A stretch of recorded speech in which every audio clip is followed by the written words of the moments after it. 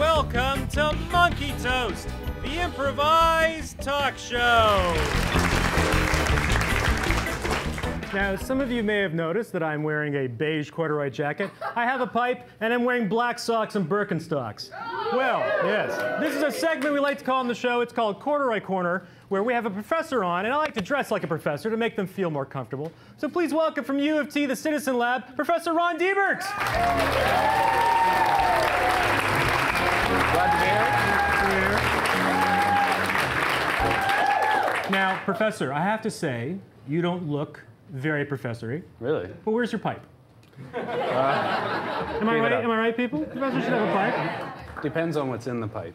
Well, after the show, we can party. Now, Professor, what is the InfoWar Monitor, and what does it do? That's classified. Is it? No, we document in that project information warfare activities of states. So a lot of states around the world are developing doctrines to bring down sources of information they find threatening through denial of service attacks. So and this is on the internet? Yes. Yeah. Okay. So, and you talk about they attack these sites on the internet? Sure. Yeah. When that happens, is it like the movie Tron? Is one of the bridges in there with some bad animation? No, it's not so colorful as that. It's not that colorful? No. Why do we, you talk about arms control in cyberspace. What exactly does that mean? Well, there are many of us around the world who value the idea of a global communications medium that's free and unfettered, where citizens can communicate with each other without interference by governments. And yet governments are interfering. They're interfering through censorship, through information warfare. So we need to begin thinking about ways to rein them in and restrain them. That's the idea of arms control in cyberspace. And have any governments been okay with this, or are they everyone really against it? No, they don't really like it. They don't like that idea, no. Didn't the Russians actually propose something at the UN? Yes. How do you know this stuff? That's incredible. I'm a professor, that's how. I live in a country that's free and I can surf the internet and read your bio at my leisure. In bed with a laptop. I'm not going to tell you what I was wearing or not wearing, but...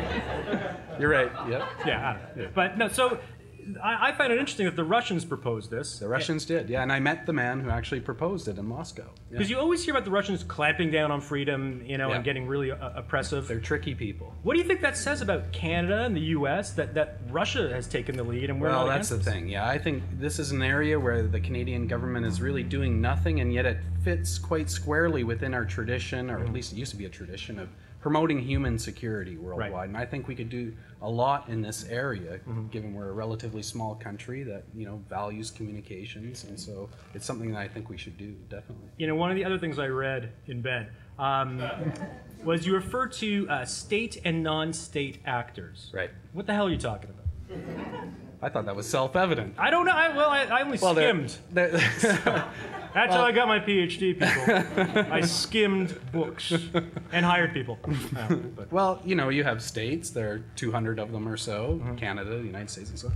And then you have a variety of other actors that are playing important roles in world politics, like non-governmental organizations, Human Rights Watch, to Al-Qaeda. Right. Those are all non-state actors on the world stage. And can you explain to me why I get spam from my own email address? It's all the stuff you do in bed late at night with your... Very simple. Yeah. I need to buy books. I think so.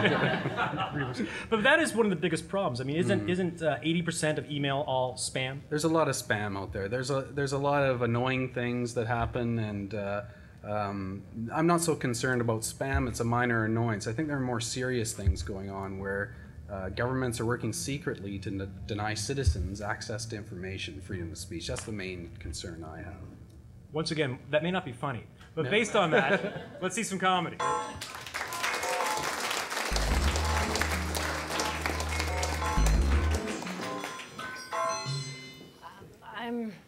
I'm sorry. This is all I've got for dinner. This is a big meal where I come from. Where is that again? It's on the corner of Ukraine, but almost outside of Ukraine. We call it the corner of Ukraine. Oh, yes, of course. We like many things Ukrainians like, but not everything. No.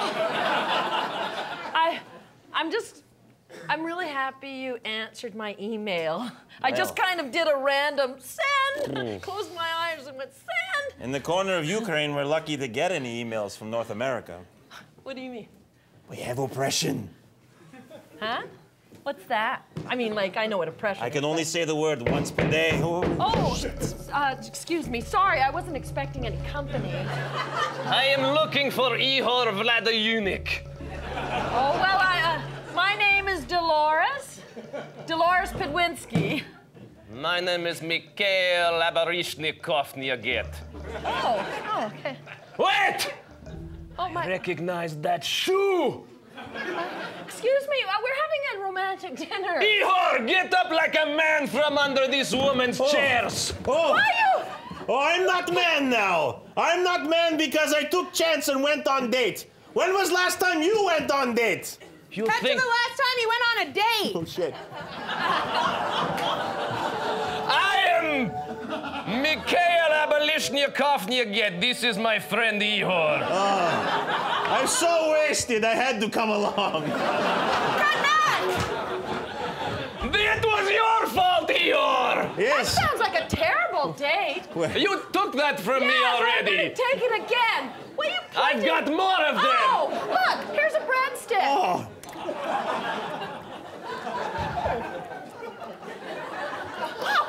You guys in Ukraine really like your carbs. You think This is fun, eh? this man was political prisoner in corner of Ukraine? Yes. Sounds Tell her why, Dodd. It was good reason to be in jail. He wanted the corner of Ukraine to separate. That's right. We didn't want to be a corner anymore. No, you want it to be a whole street, I bet. Oh. You look We had really big good in dreams. chairs. Thank you. I cannot believe that you just fled. Oh, fled, yeah. Wasn't that easy. Was not just get up one day, put on best tracksuit and run. No. There were many forged documents, many sacrifices. And now this is the whore you are shackled Oh, with. now the shit is real. Okay. Okay.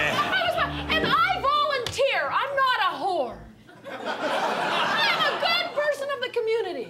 Forgive me, my emotions overcame me, ma'am. Oh. Oh, you want a chair fight? I wanted it. Traditional corner of Ukraine chair duel But to then death? you fight. Okay, fine. I've got my armor on. Where's your armor, punk? Huh? I don't need armor with the likes of you. The scissor, huh? Feel The scissor. chair of death. Okay, We are fighting! Oh, shit. Igor, Who's he? Mikhail. I'm George Clooney. Your Highness. The corner has broken off. What? We are no longer part of the Ukraine! Oh, this is very good! Don't you see what this means? I don't. We are free now. You can come home and marry me in my homeland. The corner is gone. We are now a... We are a segment. segment. A segment. A former segment